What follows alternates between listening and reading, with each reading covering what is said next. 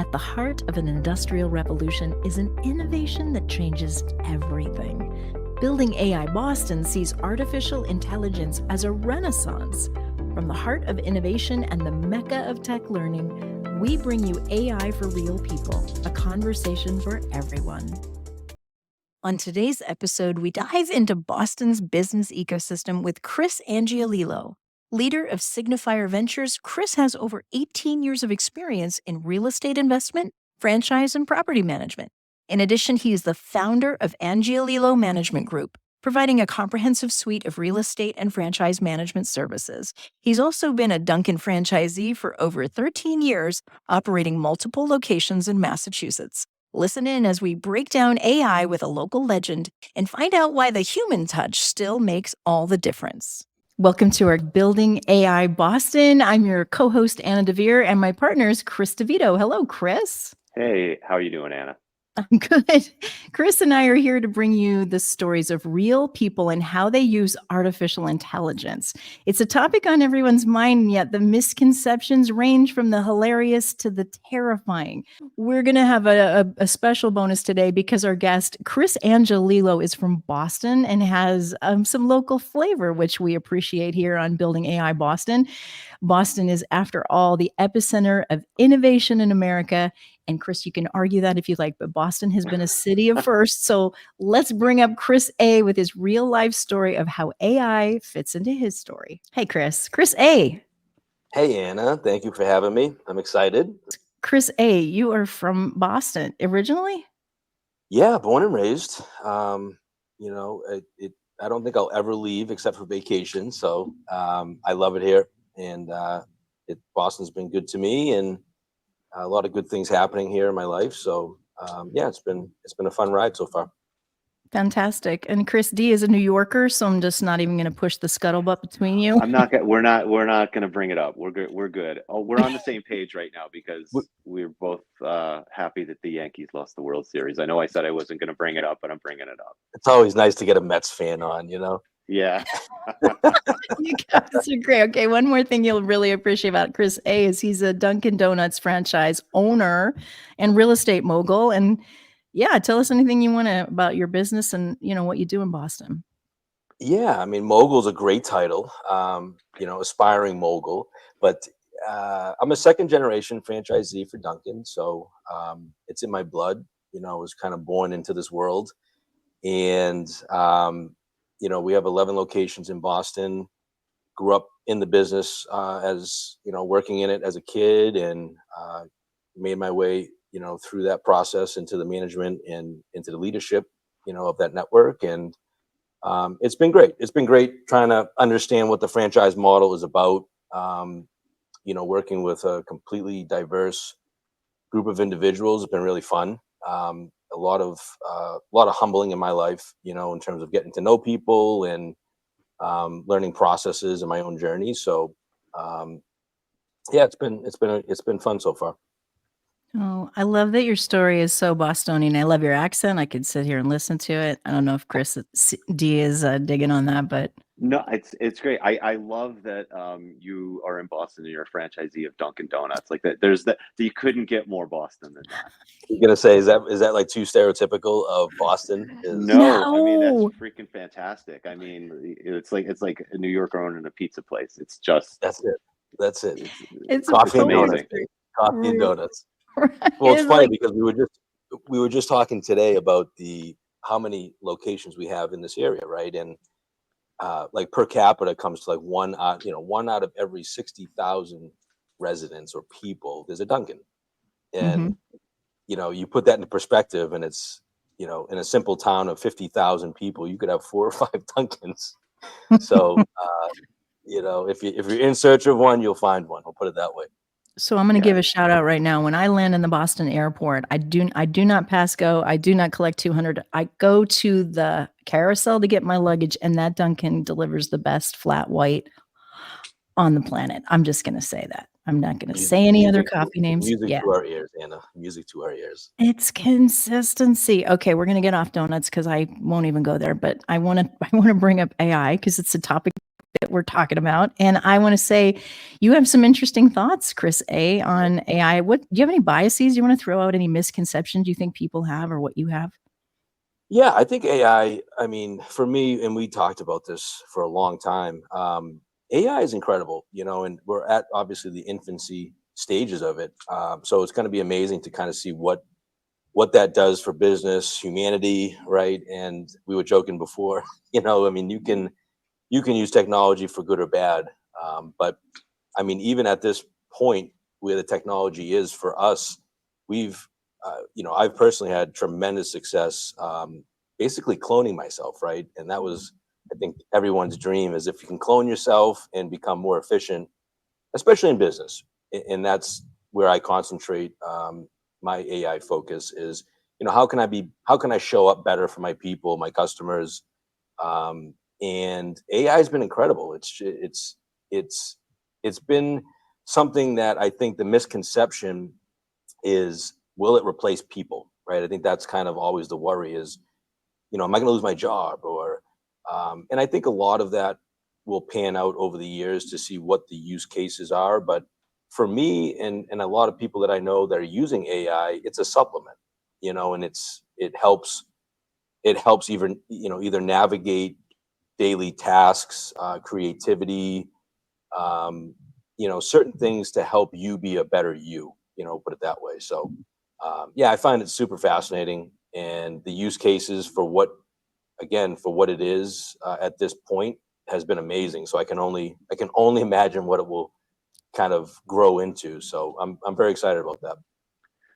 So we're not going to have Terminators walking around going, "Time to make the donuts," like those old commercials. You had I to didn't go say that, there. Chris. I didn't I say had that. We, to. we I we wanted to don't say know. those old commercials. I wanted to say those old commercials. I had to bring it up.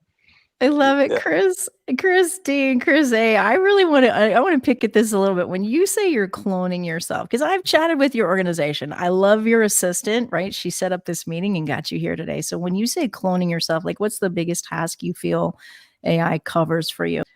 Keeping the office in check. Is there one thing that you can point to that really adds efficiency to your day? Yeah, I think automation, like sequence automation, right? So, and I'll give you a for instance. When we do our hiring is a very complex process. It's, you have to kind of troll through applicants. There's a lot of back and forth. The effective rate when you bring on an applicant to when they actually show up to an interview. So it's a very time consuming, repetitive process, and that's where Mhm. AI is unbelievable, because if you have something that you're repeating over and over and over again, and you can use, like Zapier or certain other sequences, for your business, even on the back end of messaging, where we have like AI agents, AI bots, and we've all experienced that, right? We all Hmm. we all have problems at our bank, and we get super frustrated, and we're Yeah. yelling, representative in the phone, representative. And so there is an element to that chat bot where, we brought it into our business and experimented, and we said, hey, let's just roll it out.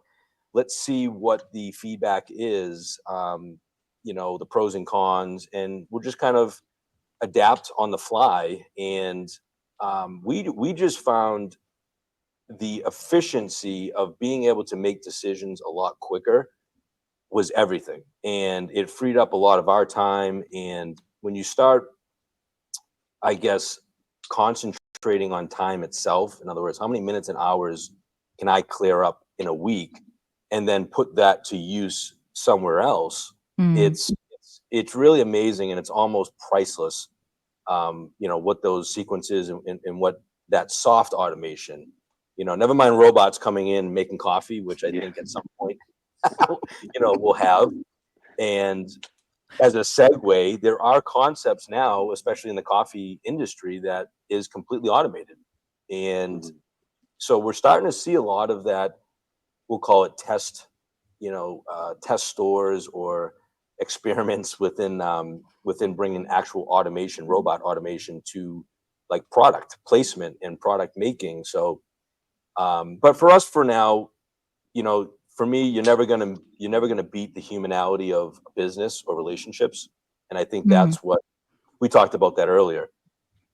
having the relationship intact with humanity, coupled with the efficiency or the availability of AI, man, I don't even know where we'll go at that point, you know. So that's what we're excited about. Yeah, I want to say that I think your model, I don't mean to make this a love story about Dunkin', but I want to say that your franchise model operates quite different than others who shall name nameless. We're not going to name names, but I'm amazed at the inconsistency in other cups of coffee in the world and big box, stores, and I am floored that you guys get it right every time because I'm super picky about my coffee. So don't mess anything up, Chris A. I don't get how that's gonna pan out, but you're the spokesperson for that franchise. So give it a little shout out if you would, what you feel like it makes the difference. It's a very human based company, yeah.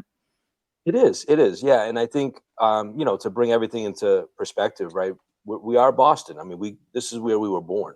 The brand was born here, and I think it resonates a lot in the lifeline of our brand across the world. I think a little bit of our grit and grind of who we are, can translate across the country. And I think the funny part is you talked about consistency, and I'm open and honest about it as a franchisee. Is that was a work in progress for us for a long time, and it really came down to efficiency.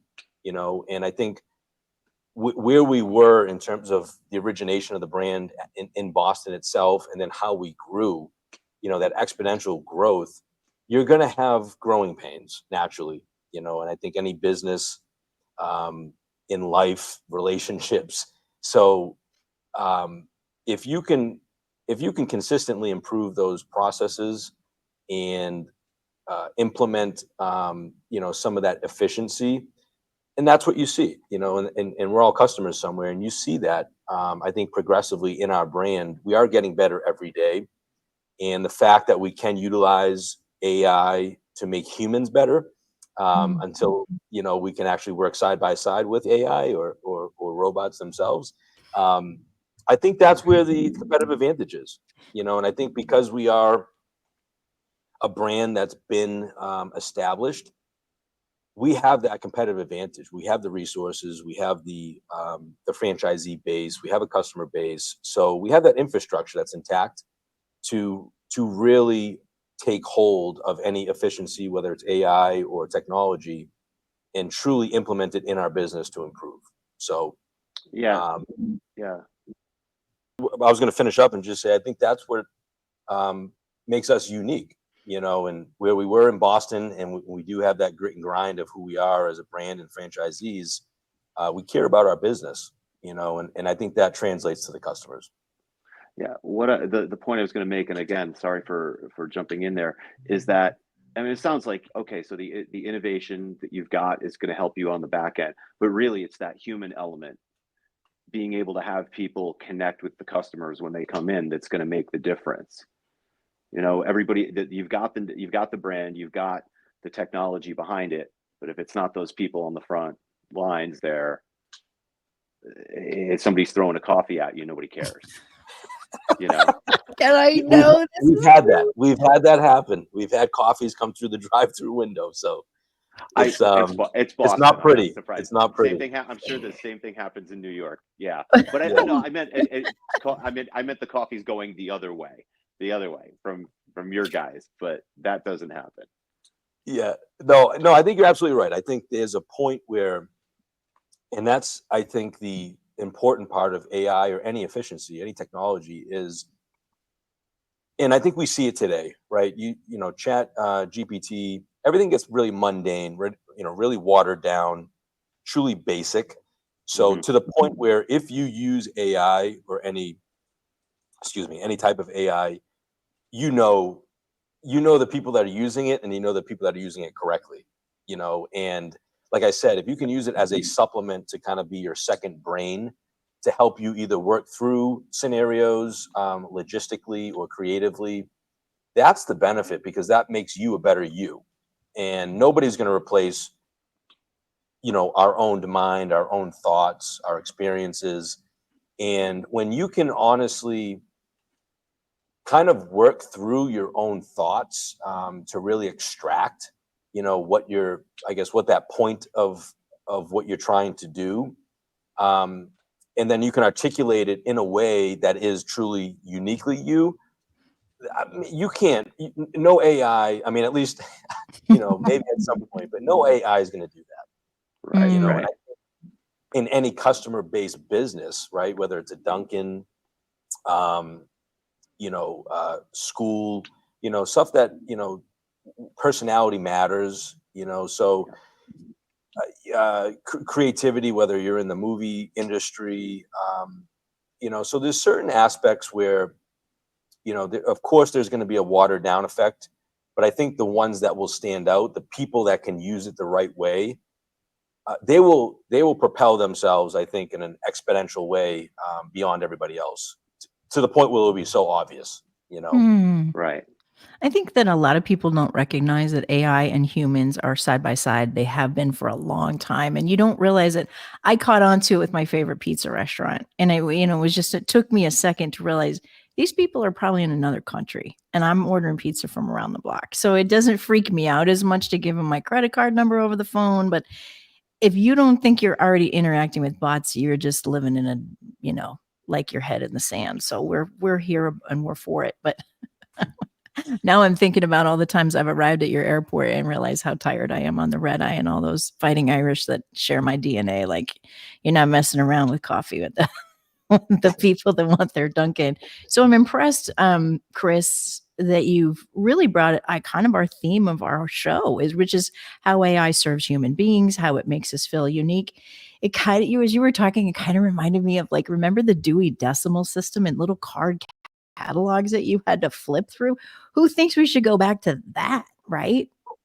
Well, great point. Like, remember, at one point, what was quote unquote normal? You'd walk into a library, you'd have to memorize a decimal system to go find a book, right?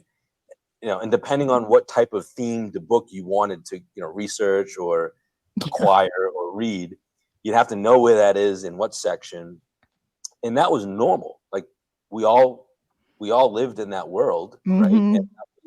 no different than, yeah, that was, we just go to the library and you got to go to section 5.2.3a 4b, and and so, and then look where we are today. Mhm. We all have smart devices. We have a supercomputer in our pocket. Information actually is accessible 24/7, 365, but so fast, it's too fast. Yeah. Mhm. So, and that's normal today. But when we look back, we go, I can't believe I would drive to the library, take out an encyclopedia to find a piece of information, whether it was law, Right.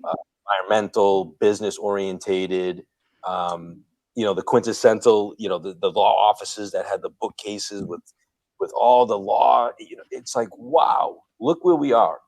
Look where we are in terms of the efficiency. And I'm sure if you go back and research at that time, the news articles, or all the peanut gallery commentators, oh, this is going to destroy the world, and what about the book industry, and who's going to bind the books, and so, Right. There's always a peanut gallery. but we survived. Christy, you have a peanut gallery comment. I can fill you over there.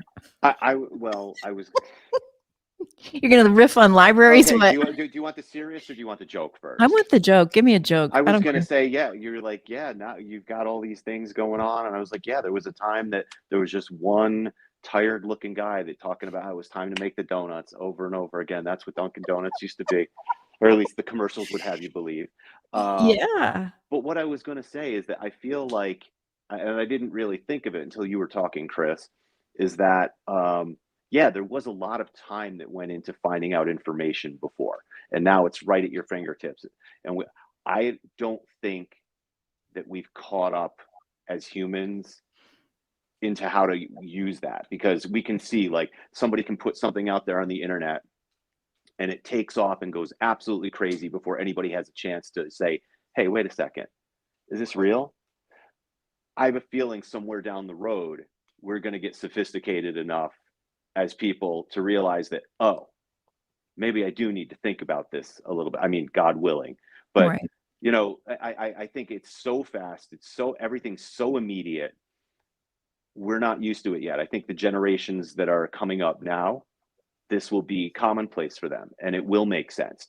But for those of us who are here now, it seems so fast that it's like almost mind blowing. Mm-hmm. No, I mean, I'm with you. And I think that's probably on the side of the danger, right? Yep. Is by the time you catch up to understand the information and work through it in whatever way that you need to work through it, is it too late? Yeah. Do you already have a piece of misinformation, or, so I think that's, you know, probably the outlier is, and that's the common, I guess, headline, when AI or robots become smarter than humans and we can't catch up. Will we be a hybrid at some time, right? Will we have an implant, a chip in us to keep up with the AI, so that way, at least we're able to make decisions or process information at the level of, non, artificial intelligence. I don't know. Mhm. I think that's, from a business standpoint, I look at it from the efficiencies of whatever you are able to clear up in terms of time or efficiencies, you have to be able to put that forward somewhere else. Hmm. And I think that's also a danger is, you know, um, universal income was always tossed around, and it had kind of a stigma to it. But, now it seems a little bit more appealing in a way because, well, what if you do have robots and information that moves so fast that, again, we become so efficient? What do we do with our time as human Sure. beings? Mm-hmm. Yeah. Right. So besides going to get coffee and then going back home because we don't have a job, what do we do? And I Right. think in terms of the complexity of humanity and everybody else, not everybody is either motivated or has the opportunities for education or is a business owner. So yeah, I think that's the dangers, that prevail. And Mm. so there's definitely safeguards. I think no matter what happens, we don't know until we get there. Yeah. And but as long as the right people, I think, are in control of it, or the majority of the right people, I I think the world's our oyster in terms of becoming super efficient and truly living a good life. Yeah. Almost like a utopian life where like things are being done for you in such a way. Yeah, Yeah. Chris Fingers where crossed. Chris has got it. Yeah, Yeah. I don't I know. love what you just said because you know what, Chris, that's a lot of the reason we do this show. We want to invite the world to have this conversation. We're just a few people chatting, and I think it's stimulating to think about how everybody's got to get entrained to why they belong in this conversation, and that's a big and that's a big reason for our show. Full disclosure, I'm just trying to keep up with my kid getting information. I'm not worried about robot takeover as long as I can get to her. And she's so far surpassed me. Do you have kids, Chris A? I do. Yeah, I got a 4.5-year-old, two boys, a 1-year-old. I love them. Um, I think at some point I'm going to be putting them into an autonomous vehicle to leave and go somewhere, and Hey, forget about. I'll be talking about. Remember, we used to put you on a school bus, and now they're going to be in an Uber going somewhere by themselves. So Hmm. um, that's the stuff I worry about. But yeah, I got two young boys, and they keep me alive.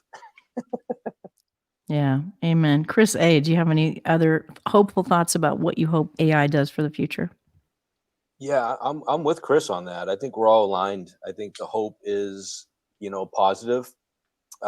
Knowing humanity and humans, I think I think we'll have some challenges, but realistically, but my hope is, things can become a little bit more enjoyable. I think in this world, for what it is now, money and power run the world, and maybe AI can be a little bit of an intermediary where, we can create some efficiencies or processes where, we can we can have our cake and eat it too. In other words, we can do some really good things, around the world and make and improve people's lives. So that's the hope. Well, I'm glad you're part of the leadership team in Boston. You're one of our favorite correspondents now, not just because your coffee is wicked good and not just because you're wicked smart, but because we feel like you're in our community, friend. So thank you for sharing your ideas with us today. Yeah, I appreciate both you guys having me, and it's been exciting talking about it. Cool. Well, then we'll definitely have you back. And, anybody in the audience that would like and subscribe, check us out on our website. Again, be part of the conversation. Our call to action is definitely see yourself in this thought leadership position. We hope that we've brought it home enough today. And please like and subscribe and join us again next time for another edition of Building AI Boston. Thank you for joining us on Building AI Boston. Stay tuned for more enlightening episodes that put you at the forefront of the conversations shaping our future.